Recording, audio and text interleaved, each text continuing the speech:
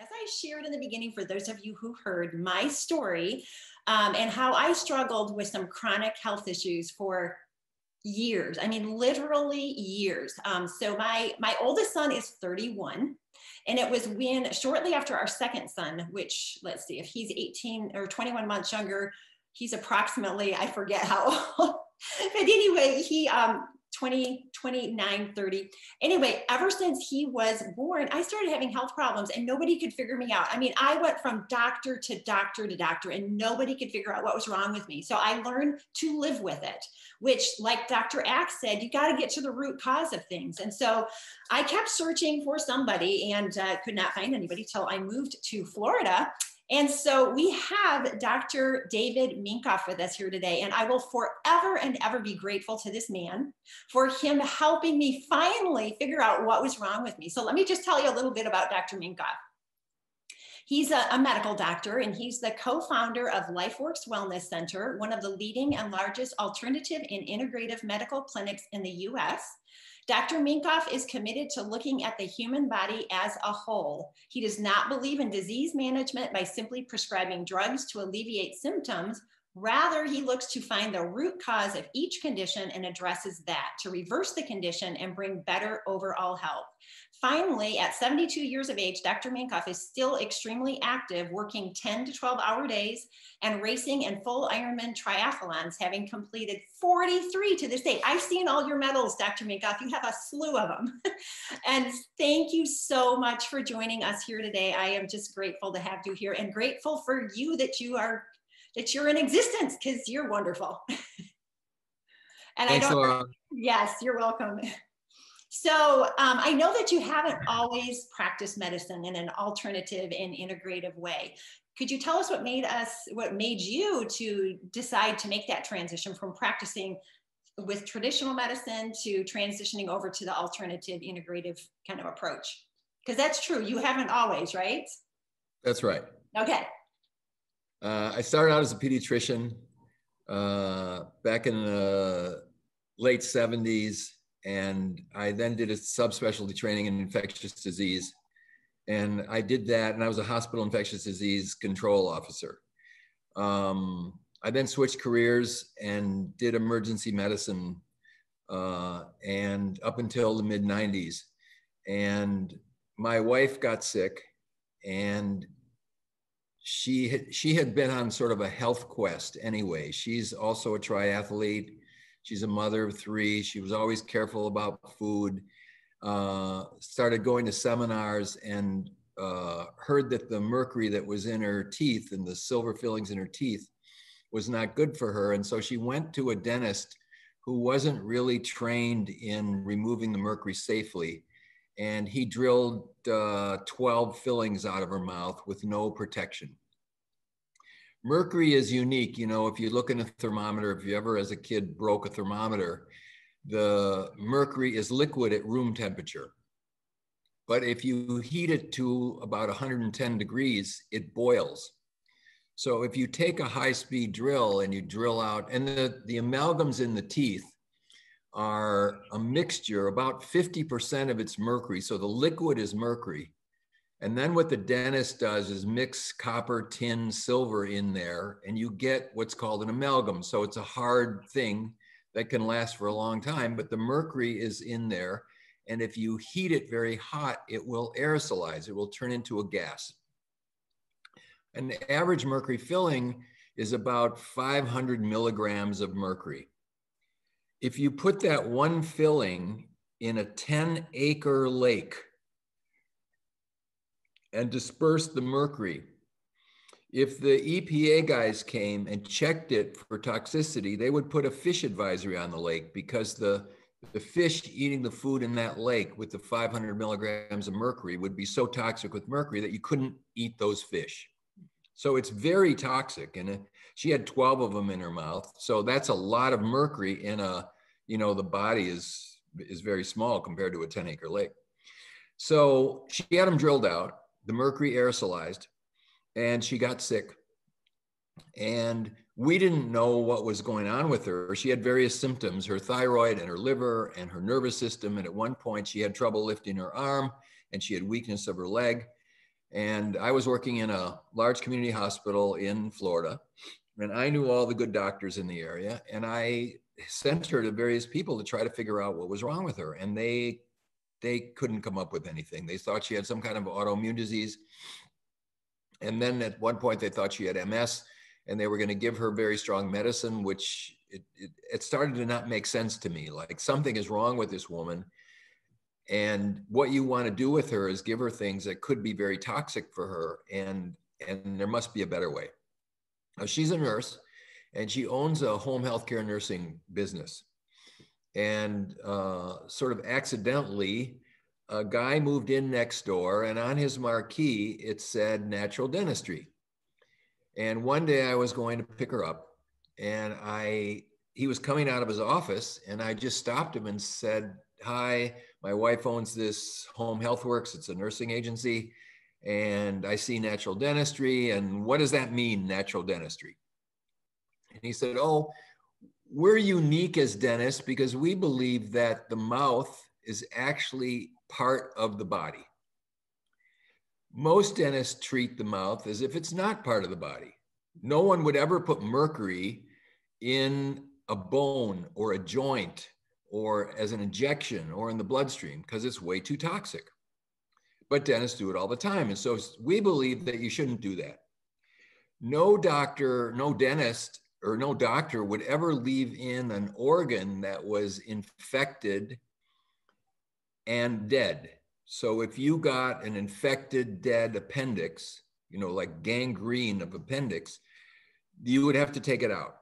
Or if you had a gangrene of your toe, which is an infection of the toe, and the blood supply isn't there anymore and it's dead, you have to remove it, because if you don't, it will kill the patient. The poisons and the bacteria will go into the patient and kill the patient. So he said dentists all the time, like 25 million a year, do a procedure in the mouth called a root canal, where they kill the tooth. The person comes with a toothache, so it's a legitimate problem. The person hurts. But the solution is to drill out the tooth so that the blood supply is dead and the nerve is dead, and the tooth is still infected, and they leave the tooth in infected, but the body now has no way to get to it. There's no blood supply. You couldn't give the person an antibiotic or some remedy to fix it. And the tooth sits there and it's still infected and it can poison the body. So he said, we don't do that. So I said, well, here's the story. I told him a story about my wife. And he said, oh, she's mercury toxic. 100% she's mercury toxic. But he said, this is like 1995 or 1996. There's nobody in this town that's going to help you because this isn't widely known. So you better go to Seattle. There's a doctor there. He trains other doctors in how to deal with this and how to diagnose this. And so I went to Seattle and I spent a bunch of time with him. And I learned about environmental toxicity and mercury toxicity and how you can diagnose it and how you can treat it. And I came back and we did those procedures on her and she got better. And our friends were kind of watching this, and they were calling me up saying, I've got rheumatoid arthritis, or I've got Crohn's disease, or I've got chronic fatigue syndrome. Could you help me? And I said, I don't know, I have a success rate of 1. But the emergency room I was working in, it's shift work. So I was either working 7 in the morning till 7 at night, or 7 at night till 7 in the morning. And it would be 3 or 4 days a week. And I had some time in between. And in her nursing office, she had an extra room. So I said, I'm going to set up a couple of afternoons a week and I'll be in there. If you want to come over, I'm not going to charge you because I'm not sure I know what I'm doing, but we'll play. And we played and it really worked. And then both she and I got very interested in this, and we started going at least 1 weekend a month. We would be a seminar somewhere to learn from somebody who knew things that we didn't know. And it just evolved into a practice. It grew very fast. And I left the emergency room and we started this practice called LifeWorks Wellness Center in 1997. So that's where we met. Yes. So that's kind of the story. And I've been doing it ever since, and it's lots of fun. And the field is just expanding like mad because there's lots of people now who have an understanding that if you break your leg, you might need surgery or you might need a C-section, But if you have a chronic, you know, if you're in emergency room, you know, you have a heart attack and you need to go to emergency room, you should go to emergency room, because there are some aspects of modern medicine which are really very good. And if you've got a temperature of 105 and you've got pneumonia, some antibiotics can help you. But most of the reasons that people go to doctors are they have pain, they have chronic fatigue, they have brain fog, they have pain in their joints. And most of modern medicine's approach to this is not very good. It's, you know, it's sort of Band-Aid medicine, and it's drug-based, and it doesn't really reverse the problem that the person presented with, because they, you know, our average patient in our office has seen 13 doctors and with no solution.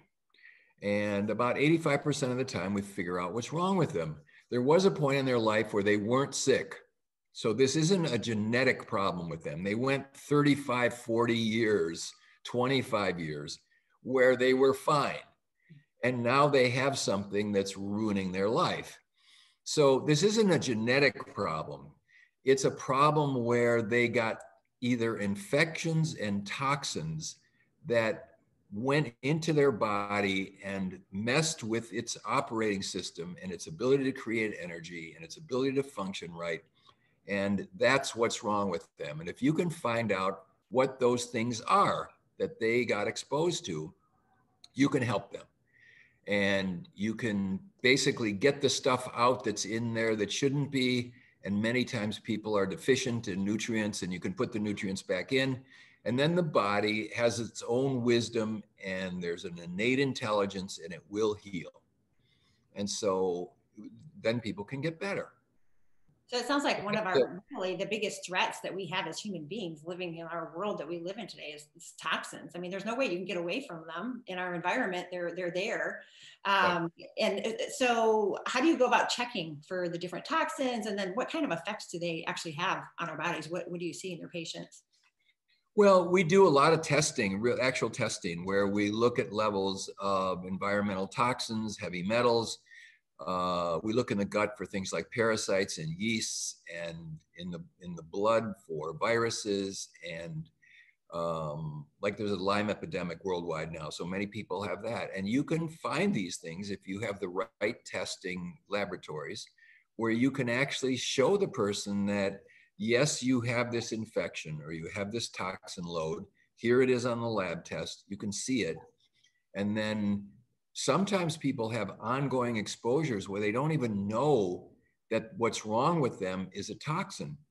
We had a little girl a couple of years ago. She was 12 years old, and she had been out of school for 9 months because she just was so exhausted. She couldn't get out of bed, and she couldn't go to school.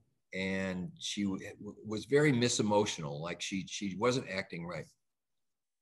And she had been to the University of Florida up in Gainesville, and she'd been checked out by a lot of doctors, and they finally decided that she was sort of coming into her period, and that her hormones were off, and that she just needed psych drugs. And they tried her on psych drugs, and it didn't really work.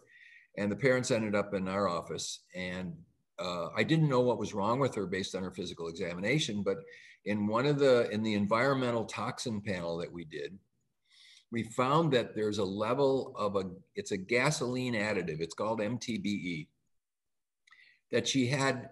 I normally see somewhere between 5,000 and 7,000 in an average person's test. So this is something that we all have this.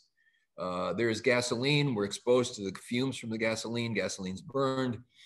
This chemical gets in the groundwater. In the groundwater, we drink it or we shower with it if our water isn't properly filtered. And then it gets in our bodies, and it's a poison. So average is 5,000 to 7,000. Her level was over 40,000. And the lab called me, and they said they'd never seen a level like this in a kid. And they were questioning me, was she sniffing? Was she a gasoline sniffer? Was she trying to kill herself by drinking gasoline? Was she some kind of an artist or a painter? And was she washing, was she using it as a solvent and putting it on her hands or rinsing things? And so when I got the lab back and I met with the parents, none of those were true. She hadn't been doing any of that stuff. And then as we were talking, the dad had like this aha moment. And he said, well, for the last 2 years, she got enthralled with Danica Patrick, who is the female NASCAR driver, who is a champion NASCAR driver. And she decided that she wanted to be the next Danica Patrick. So we have been giving her lessons driving mini race cars on a track right outside of the place where we live. And she was spending 2 or 3 hours on Saturday and Sunday in this car on the track, and the fumes from that engine she had inhaled, and they made her poisonous and they made her brain toxic. Wow. And we detoxified her, and she became a nice, normal little girl again. So we would have never found that without that. And I have a bunch of stories like that, where if you just have to be on a, what sometimes happens with physicians, if they don't have the time to spend with the patient, and if their attitude isn't, let's figure out what's actually wrong, and it's sort of a Band-Aid approach, you'd never find it. And so my commitment really to my patients is, we're going to find what this is. And I'm pretty sure we can find it. We almost always do. And then it leads to kind of a solution to, how do we get this out of you, or how do we not expose you to this anymore? There's another one, similar thing, different chemical.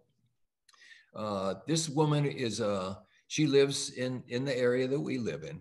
She was in her early 50s, and she was the best marathoner in our area. So she's a very good athlete, a very good runner. And she presented also with chronic fatigue and brain fog and joint pain. And she was unable to train, and she hadn't raced in about a year. And when she came in, I also ran all these different kinds of scans and tests on her. And we found that she had a very high level of a particular fumigant in her blood, in her urine, but in her blood. And she's a school teacher. And I said, there's a list of things that she could have gotten this from. And I said, I'm not sure where you got this, but I'm giving you some homework. You go home and find out, where could you possibly be exposed to this?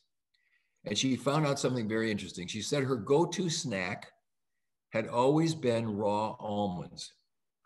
And in Florida, you're not allowed to sell raw almonds unless they're fumigated or they're radiated. And the particular brand of raw almonds that she was eating were fumigated. She was eating a cup a day of raw almonds for years, and she got toxic from this particular fumigant. And when we found that out, and we did some detoxification on her, and she stopped eating these raw almonds, she got better, and she started running again. So these are things that we run into. Here's another one. This is I'll just tell you one more, and it just sort of gives the example. This was a guy from Germany who came with fatigue and pain. And this same chemical that was in this little girl, this MTBE, hers was in the like 39 or 40,000. His was 84,000. So this particular panel has 24 different environmental toxins. It's things like plastics and pesticides and chemicals and dry cleaning solutions and flame retardants. I mean, these things are in everything. We're all exposed to this stuff. So his was 84,000. So I said, you're being poisoned by some kind of a gas fume. Now, either your car has a very leaky exhaust system and you're in your car a lot and you're breathing this. Sometimes people can get this from groundwater, or you are being exposed to this somewhere. So we talked about his work and where he lives. So he lives in Germany, and his office, he's an architect, and his office is on the second floor of the city bus station. So I said, oh, it must be the bus station. The buses come in the ground, they go to your, and the fumes are coming up into your office. And he said, no, it couldn't be, because he was the architect that designed the building. And he was sure to put a filter system in so that the fumes from the buses that came in the bottom wouldn't get into the rest of the building. So I said, just for interest's sake, would you just call, and he was sitting in my office and he made the long distance call to Germany. And I said, would you just call the building manager and find out when the last time the filter system that you put in was changed? And it turned out it was 6 years that they hadn't been changed.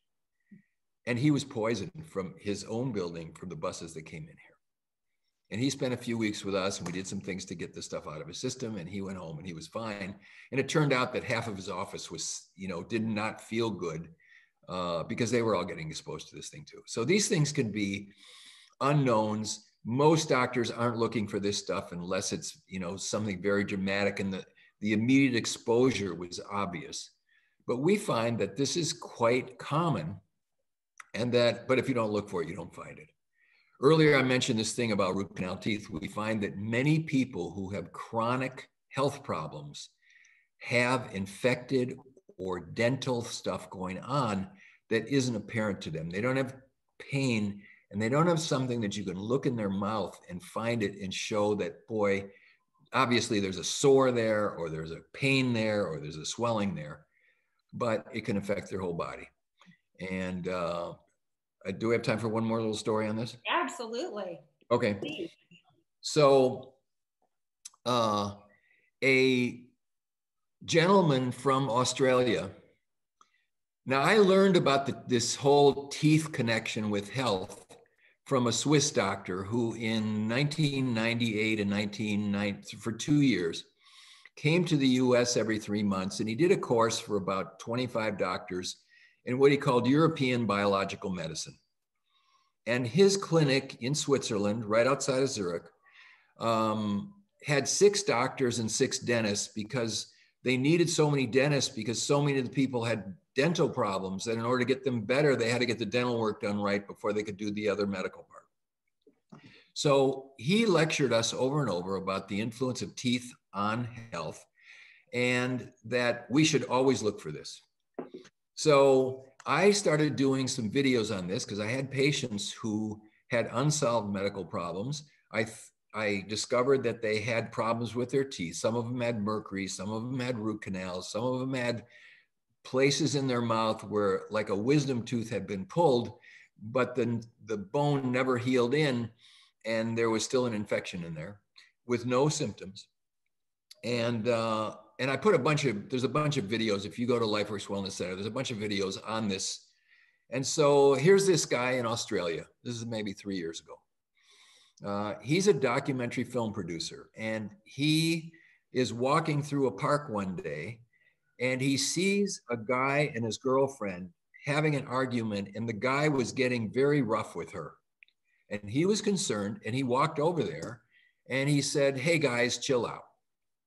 And the guy turned around, punched him in the face, broke off his front tooth, and he went to the dentist. He got a root canal. He went home. And over about 6 or 8 months, he started to get more and more fatigue and brain fog, and he couldn't think and he couldn't read.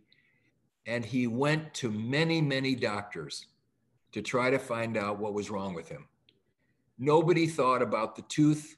They all examined him. His exam was normal. His blood tests were normal. They couldn't find anything.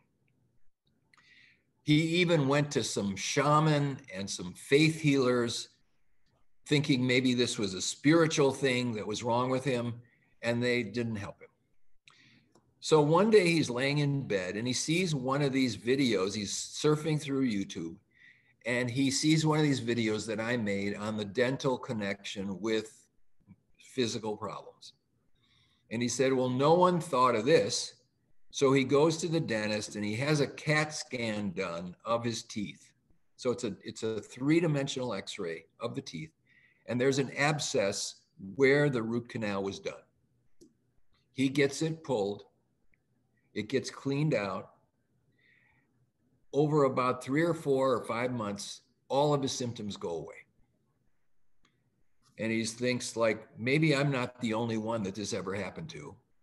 I'm a documentary film producer. I'm going to explore this. So he calls me from Australia. And I get this phone call from Australia, and he said, you don't know who I am, but you saved my life.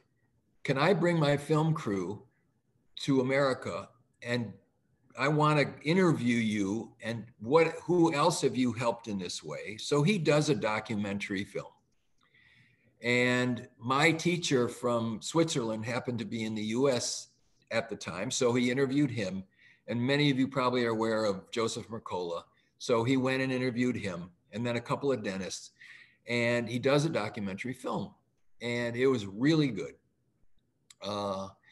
And Netflix picks up the movie, and it goes viral on Netflix. And we started getting calls from people all over the country who saw the documentary on Netflix saying, maybe this is wrong with me. And the dentist that I work with in Clearwater got, I think, 700 calls from people. So this hit a bell that was like so true, like nobody's found what's wrong with me. Something's wrong with me. I have a root canal. Could it be my root canal that's wrong with me? The American Dental Association's lawyers sent a threat letter to Netflix saying that they were giving people misinformation with this movie, and that if they didn't take it down, they were going to sue them. And of course, Netflix took it down. You can watch this movie. It's www.rootcausemovie.com. The guy himself put it up on his website. He charges you $6.99 to watch it. If you have an unsolved medical problems and you have root canals, you should watch this movie because it is powerful and it is true. And I have literally had many, many, many hundreds of people where they wouldn't get better until we handled their teeth. And when we handled their teeth, they would get better. Now, when the dentist looked at them, he saw nothing. When he did his regular x-ray, like routine x-rays, you cannot see it on a routine x-ray. So you have to do this specialized x-ray. It's called a cone beam CT. About 5% of dentists have this in their office. And you can see the abscess, it's there. And the dentist that I work with, he always, when he pulls, the teeth have to be pulled because they're dead and they're infected. When he pulls these teeth, he always does a scraping at the base of the tooth, and he sends it for a culture and for a pathology, and 100% of them are infected, and they're a problem. So I'm not saying that everyone that's got I mean, there's 25 million of these done every year in this country, and I'm not saying that everyone is bad, but if you have a health problem, it could even be a psychological problem because these things are in the mouth. They're close to the brain. The nerve that goes from the brain to the jaw is the biggest nerve root in the body. And if that toxins from those teeth track back into the brain, it can cause the brain to malfunction. And it might be expressed as Parkinson's or MS or ALS or depression or anxiety or sleep problems. So the last speaker did a great job talking about, emotional stuff.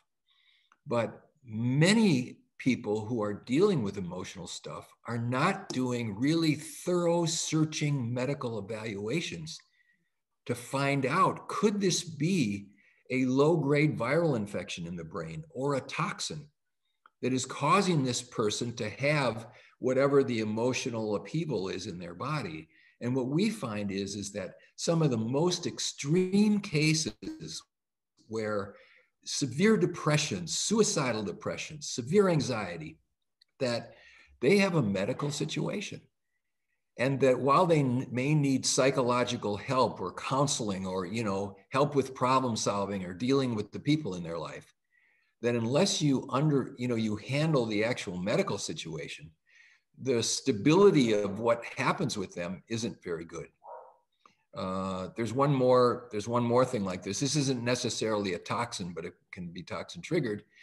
It's called KPU. It's a chemical when the red blood cells in our body last about 3 months. And when they get recycled, one of the inside the red blood cell and the hemoglobin, it gets processed so that the waste part of it can get eliminated. And some people don't process it right. People want to look this up. They can look up KPU or cryptopyruria. And this chemical changes the balance of zinc and copper in the body, and it can make people some of the most anxious or depressed people you ever saw. And in a simple simple urine test, you can test to see if they're making this abnormal chemical. And sometimes they've gone 30 years and they weren't making the chemical, but it gets triggered by something where they're no longer processing it right. And I had one just the other day. Normal is under 10. And this person just is as anxious as could be. And her level was 62. And I gave her a supplement that rebalances the copper zinc ratio. And in about 5 weeks, her anxiety was almost all but gone. So I guess my message to people is, if you have a chronic problem, there is a reason. And if you work with a physician who is curious to the point of, sort of, there is something wrong and we are going to find it. And sometimes it takes a little while.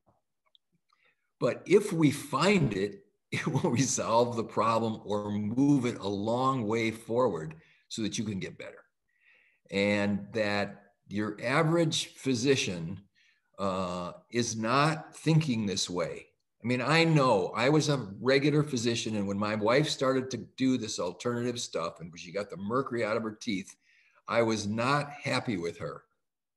Because generally the rule in doctors is, if they don't know about it, they don't like it. If it wasn't taught to them in medical school, they're down on it. And things are opening up a little bit now, but not a whole lot. So you need to find someone who is looking at it this way.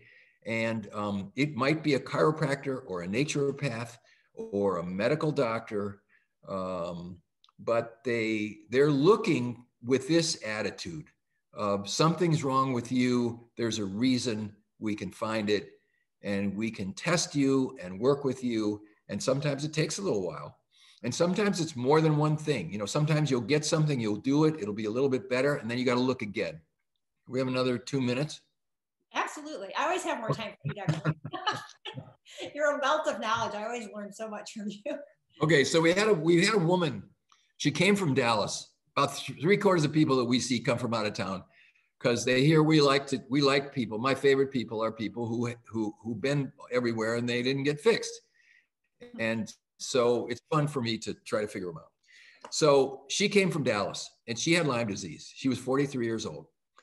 And she really had she was bad. She had Lyme. She had chronic Lyme disease. And we treated her for about 4 months and she got a lot better, but she wasn't really good. And so I said, come back in, let's look at you again. So I retested her. And I was using an energetic test, a kind of a muscle test, which sort of helps me to see sometimes these underlying things you can't really pick them up if you're trying to do a blood or urine test. So I did this energetic testing on her. And what came up at that visit, which I hadn't seen before, was that she had vaccine-related measles as her biggest stressor in her body. So I said, vaccine measles, have you had a measles vaccine? Now she's 43 years old, and most of us got our measles vaccines. They started in like 1959, 1960, and most adults have had it at some point and they didn't get revaccinated for measles. And she said, oh yeah. She said, my job is I sell large equipment to hospitals, so x-ray machines and lab equipment. And I'm in and out of hospitals. She's from Dallas.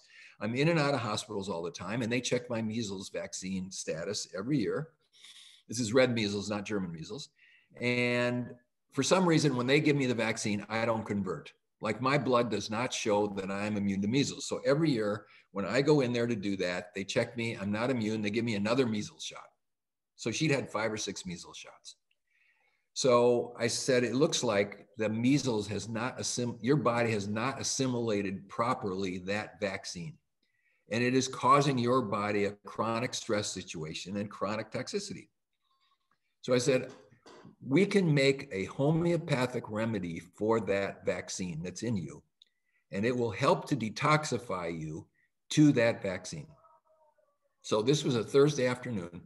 I gave her, it was a set of 10 little vials, and she was supposed to take one that day and then wait 3 days and take another one. And she called me on Friday morning and she said, I'm not doing well. She said, I think you're trying to kill me. Now, I had been working with her for 4 months, so we were friends. And she said it a little bit in jest, but a little bit in alarm. I said, what's wrong? I got a fever and I got a red rash all over me and I feel terrible and I'm coughing. Okay. So this is what measles looks like. So I said, come in. So she came in, I looked at her. It looked like measles. And I said, just chill. Don't do anything. It's going to take a little while. It's going to go away. It took about 3 weeks. She was really sick. Like she really felt bad from the homeopathic. Now, the homeopathic that we gave her didn't have anything in it. It's water that's energized with measles frequencies. There's no measles virus in there. We didn't give her anything that could have caused an infection in her, but she reacted to the energetic wavelength of the measles vaccine. So finally, I saw her after the whole thing resolved, and she came back in after 3 weeks. And I said, how are you doing now? And she said, I'm doing great, and I'm ready to go home. And all the symptoms that she had come with had resolved. Now they were almost there with the Lyme treatment, but this thing was hidden. And we found that, and then the thing actually resolved so that she was fine. So on all these cases, if you find it, you just have to look for it. And I think the other thing that happens with doctors is that if it's not obvious, like the physical exam looks normal and the routine CBC and CMP look normal, and they've got an average of 6 minutes with you, their reach for is the prescription pad for something that's going to hopefully make you feel better, but it really isn't going to resolve the situation. And that just doesn't work if you have a chronic problem where your body's not optimum. And it doesn't work either. If you look, sometimes I work with people who are interested in sports performance, in anti-aging or in longevity. It's the same thing. What's wrong with those people, or what keeps them from their best, is that there are unresolved toxins, infections that are going on in their body, and and if you can resolve those, they get a boost in performance, and they get better, and they'll do really well. I just thought of one more here. I don't know. Okay, this is great. I love it. And I got to tell you right now, I'm seeing in the chat box, it looks like we have a caravan coming your way. Everybody's like ready to make a road trip your direction. Let me tell you one more, because this will be the last one. This is so dramatic. This was a woman. She was a fitness trainer, early 40s, really good shape.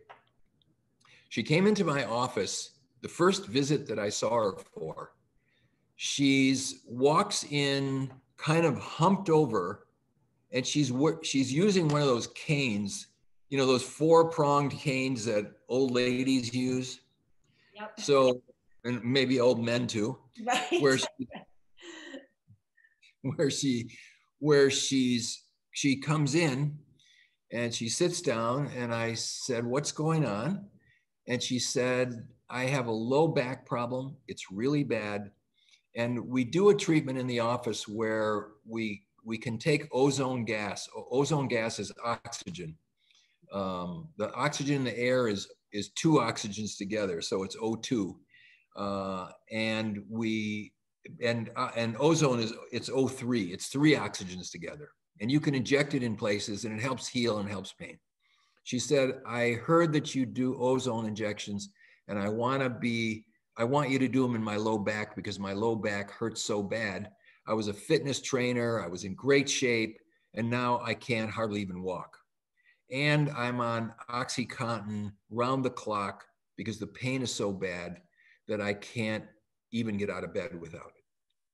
So I said a story on it. So she said, one day my low back started to really hurt.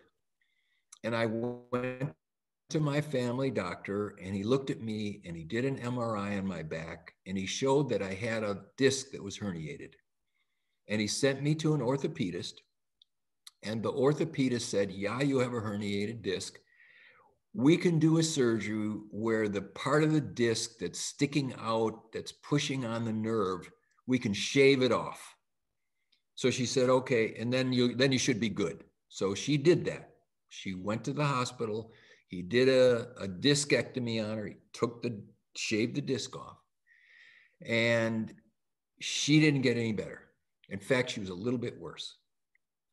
And so she did some physical therapy. She did some other stuff. It wasn't getting any better. And she went back to the orthopedist. And he said, oh, you know, usually that works, but in this case, it didn't work. He said, I think what we have to do now is another surgery, which is called a laminectomy. Now, in a laminectomy, if you take your finger and you feel along your back, you feel this thing called the spinous process. It's the back of the vertebral body that sticks out. And that bone that sticks out has two little pieces of bone that attach it to something, so it wraps around your spinal cord and it protects it. And he said, what we need to do now is we need to cut those two sides and take off that back piece.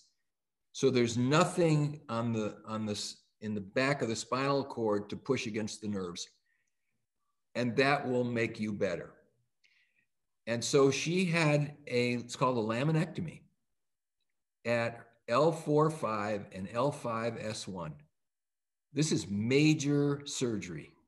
And if you see somebody who's got this and you put your finger on their back, you can literally push your finger back to their spinal cord. The protective bone around it is now gone. So I said, well, how did that do? And she said, well, look at me. I'm terrible.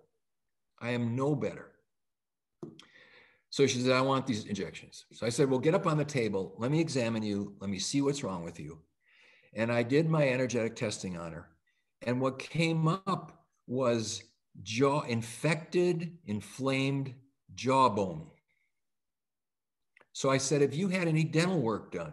Has there been any dental problem? She said, yeah, but not in a while. So I said, tell me about that. So I'm working with her in like April, May. The prior August, she had a toothache and she went to her dentist, and her dentist referred her to an endodontist who said she had an infected tooth. After the root canal was done, it still hurt and she still had a lot of pain. And he redid the root canal. So he redid the procedure and it still bothered her. And so he pulled it and he put an implant in. So I said, how does that feel when you chew on that side? How does it feel where that implant was? And she said, well, it's still sensitive. So I said, what did the dentist say? And he said, well, it can take up to a year before it really gets good. And it's only been, this is like now probably November to May. And he said, I should just wait. So I said, okay, here's the $1 million question. Was your back bothering you before the dental work was done?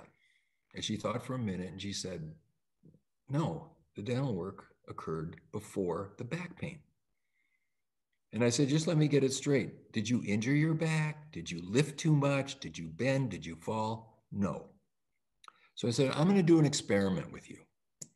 There is this thing called referred pain. Sometimes the pain is in one area, but the symptom is in another area. Sometimes the problem is in the jawbone, in the tooth, and the symptom might be a headache or a neck pain or a back pain. So I'm going to take some local anesthetic and I'm going to numb that tooth.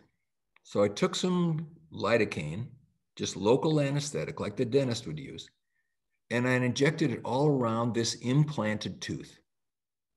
And I said, give it about 15 minutes. And I left the room and I went to see somebody else. And I came back in after about 15 minutes.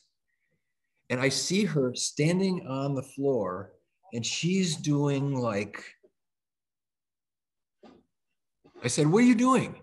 And she said, I don't know, my back, it's like the pain is almost gone.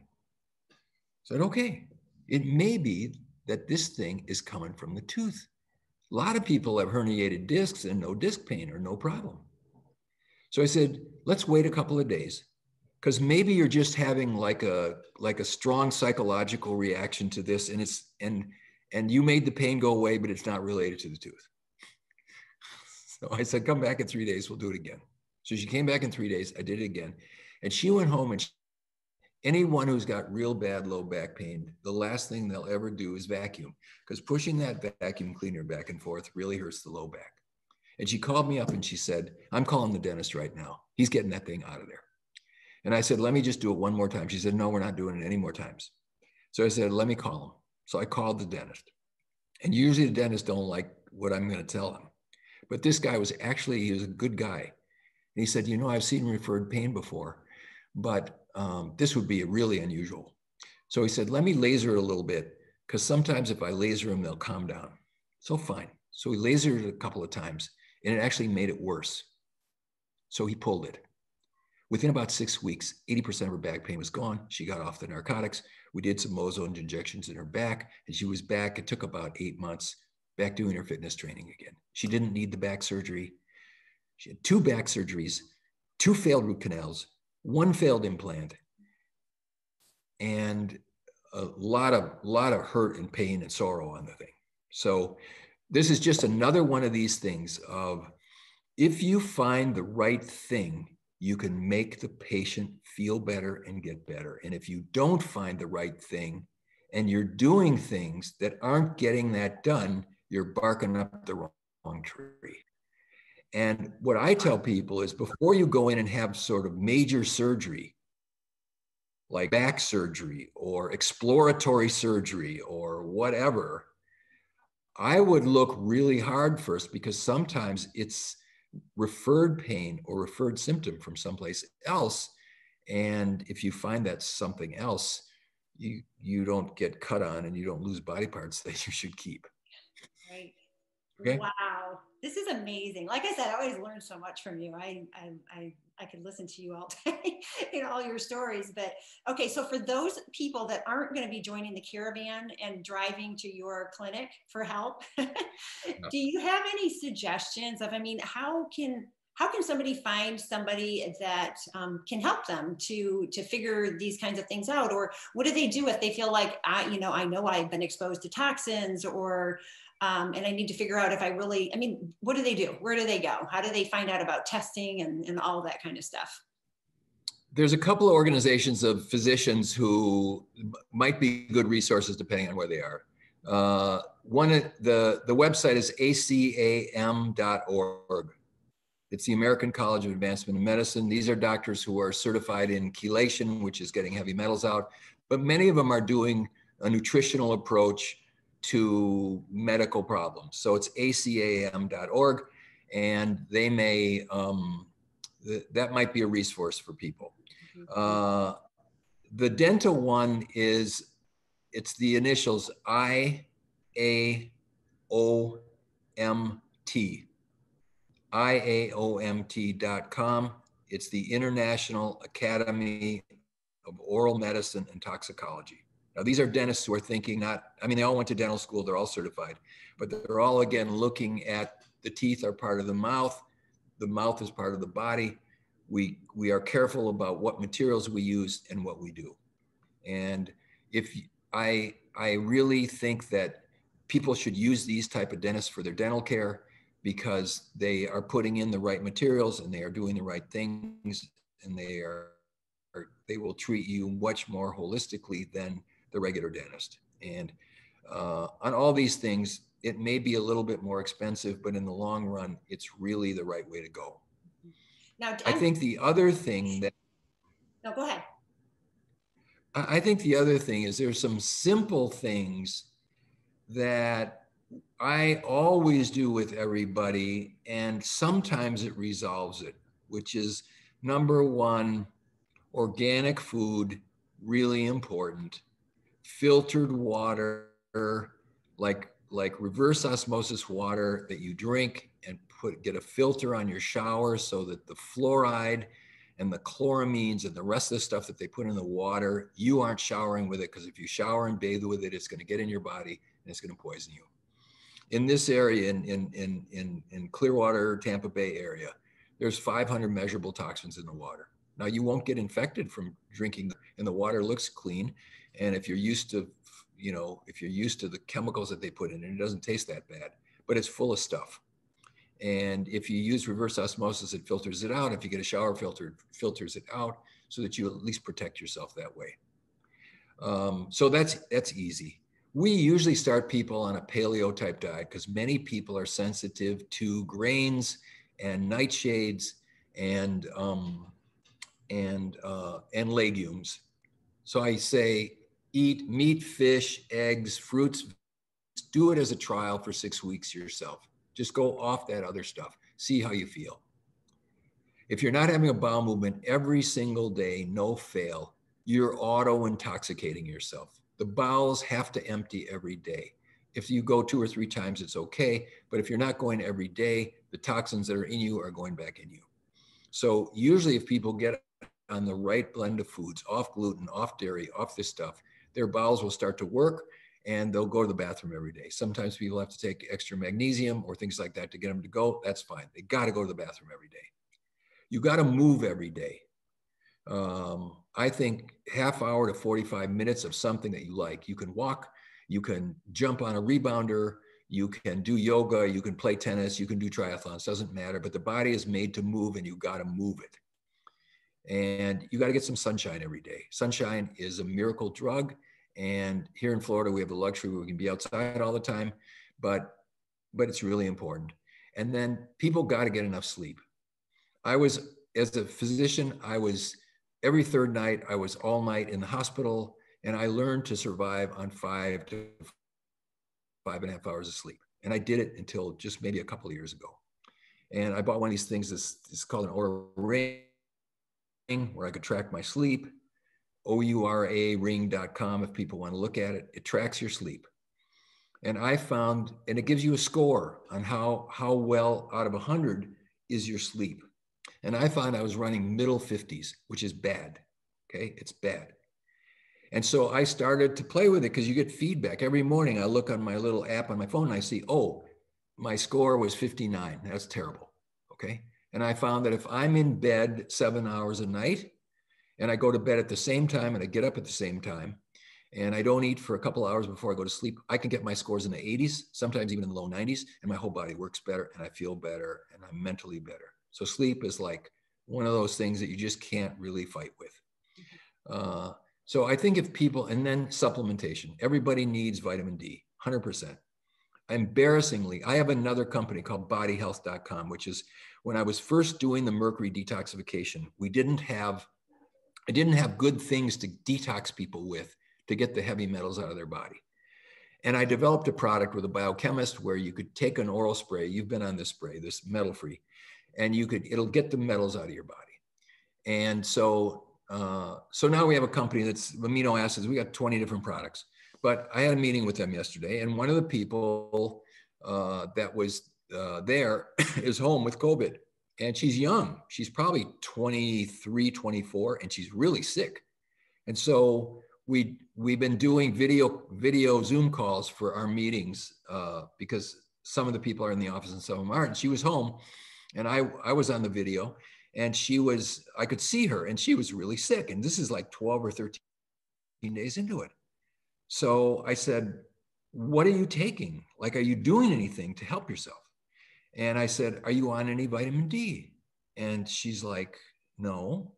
Now she works for me and she knows better. Vitamin D costs 2 cents a day. Okay. 80% of the people who have died with COVID had no vitamin D, had low vitamin D. And believe me, if you're not taking vitamin D, your level's low. So this was like, I'm like, I can't believe this. Our multivitamin has 5,000 units a day. You should at least take the multivitamin every day. She wasn't taking anything. I said, are you taking vitamin C? Are you taking any vitamin A? What about, quercetin? What about zinc? All these things that you can take, especially when you're sick. No. So these are things that I think people need correct supplementation because it can make a huge difference in your life.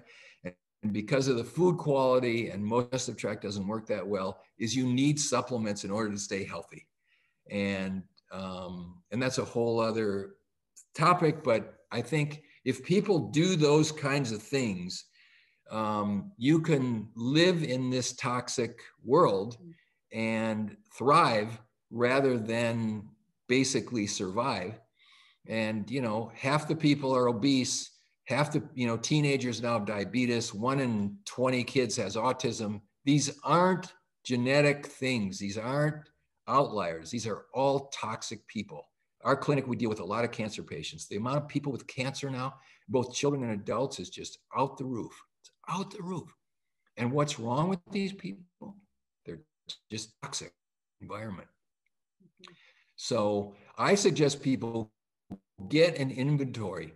If you're feeling pretty good, check out your body to see. I myself, and for my wife and my kids, every 6 to 8 months, we run through this whole battery of tests, because you find deficiencies that you had no idea of, or you find that these things are, that you have these toxin levels in you, and it's like, where did that come from? But then you can actually deal with it. And I think sort of, you know, going like this and hoping that you're going to be okay in this environment, it just doesn't work. So anyway, I've kept everybody too long. Oh, no, this is great. I know you asked, somebody asked the question about labs, like that are used for getting these levels checked. And I know you use a lot of different labs, but is there anything that you could address there with that question before we let you go? On the toxin one, it's called Great Plains Laboratory, Great Plains. And they have a panel that looks at glyphosate, which is Roundup. Roundup is the common herbicide that's in virtually all meats and foods unless they're organic. You know, all the processed foods are full of glyphosate. Glyphosate causes cancer. It causes leak, causes a host of problems. It's really bad. And I test every patient that I see for glyphosate, for the Great Plains glyphosate test. I have never seen a patient in 6 or 7 years of testing that one that didn't have any glyphosate. Everybody has glyphosate. Some people have a lot, but everybody has some. Even the people that are really careful, like they've been organic for years and they're really careful, they have glyphosate in their body. So I like their GPL, it's called GPL Tox. It's their toxin panel. It's 24 different chemicals that are related to herbicides, pesticides, plastics, gasoline additives, nail polish chemicals, all kinds of stuff like that. And you can see, what are you toxic with? And I find that's very helpful. And what was that called again? So make sure we get that in the chat box. We got the website there of the laboratory, but the name of that test, what did you call it? GPL, which stands for Great Plains Laboratory Tox. Okay, perfect. And then there's GPL glyphosate, which is it's an add-on to that test. Okay. So I found that that's helpful. Good. This is all very eye-opening, I think, to all of us. Amazing information, good stuff to know. Yeah, thank you so much. I really appreciate taking the time out of your Saturday to join us here today.